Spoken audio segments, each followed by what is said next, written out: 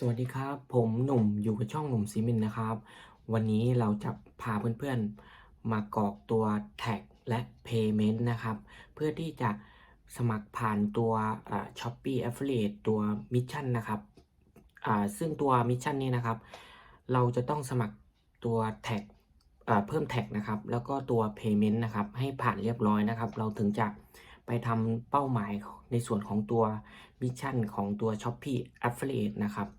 ซึ่งการเพิ่มแท็กนี่นะครับก็จะเป็นการกรอกข้อมูลไม่ว่าจะเป็นบัตรประชาชนกับข้อมูลของเราต่างๆนะครับ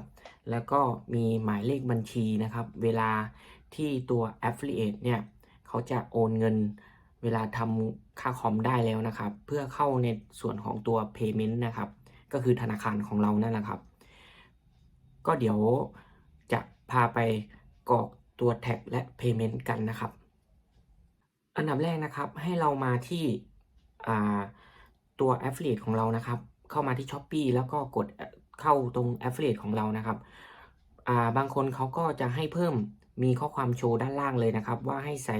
แท็กและ Payment นะครับเป็นตัวภาษาอังกฤษด้านล่างนะครับหรือเราจะเพิ่มเองก็คือเรามาที่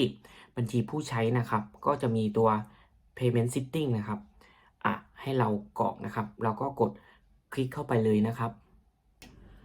พอมาถึงขั้นตอนนี้นะครับเวลาเราคลิกเข้ามาแล้วนะครับก็จะเป็นการตั้งค่าการชำระเงินซึ่งก็มีอยู่3ข้อหลักๆนะครับไอ้ขั้นตอนแรกเลยนะครับที่เราเข้ามาเนี่ยก็จะเป็นการกรอกธนาคารก็คือในส่วนของตัว Payment ของเรา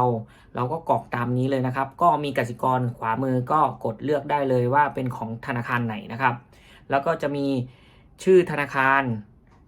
เป็นสาขาธนาคารนะครับ แล้วก็สาขาธนาคารเนี่ยนะครับก็เป็นสาขาที่เราเปิดบัญชีธนาคารนั้นๆนะครับอยู่ที่สาขาไหนเราก็ใส่สาขาเข้าไปนะครับแล้วก็มีชื่อบัญชีธนาคารก็คือชื่อเรานะครับแล้วก็หมายเลขบัญชี และล่างลงมาก็จะเป็นการถ่ายรูปตัวสมุดบุ๊กหน้าบุ๊กนะครับ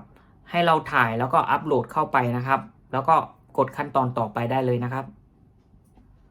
พอถึงขั้นตอนที่2นะครับก็จะเกี่ยวกับตัวบัตรประชาชนนะครับก็เหมือนเดิมนะครับให้เราถ่ายรูปแล้วก็อัปโหลดไฟล์ลงมาที่หน้านี้ได้เลยนะครับพอด้านล่างก็จะเป็นเลขประจำผู้เสียภาษีนะครับซึ่งก็คือหมายเลขบัตรประชาชนของเราเองนะครับพอเลื่อนลงมาก็จะมีตัวถามแล้วว่าเราได้จดภาษี VAT ไหมนะครับถ้าเราจดก็ใช่นะครับถ้าเราไม่ได้จดก็ไม่นะครับพอเสร็จแล้วเราก็กดส่งได้เลยนะครับ พอถึงขั้นตอนนี้นะครับเราก็กดส่งได้เลยนะครับก็จะเป็นการส่งเอกสารเรียบร้อยนะครับพอเรากดส่งเอกสารเรียบร้อยนะครับก็จะถูกเด้งมาหน้าตัว Payment นะครับเอกสารทั้งหมดที่เราส่งไปก็จะรอการตรวจสอบนะครับประมาณอาทิตย์หรือ2อาทิตย์หรือมากกว่านั้นนะครับ ก็เรียบร้อยแล้วนะครับกับการกรอกแท็กและตัว Payment นะครับเพื่อรับเงินกับตัว Shopee Affiliate นะครับแล้วก็เพื่อให้สมัครผ่านตัว Shopee Affiliate Mission ด้วยนะครับก็เรียบร้อยแล้วนะครับถ้าเพื่อนๆสงสัยตรงไหนก็สามารถคอมเมนต์สอบถามไว้ด้านล่างได้เลยนะครับส่วนวันนี้ก็เรียบร้อยแล้วนะครับผมก็ฝากกดไลค์กดแชร์กด Subscribe ให้ด้วยนะครับบ๊ายบาย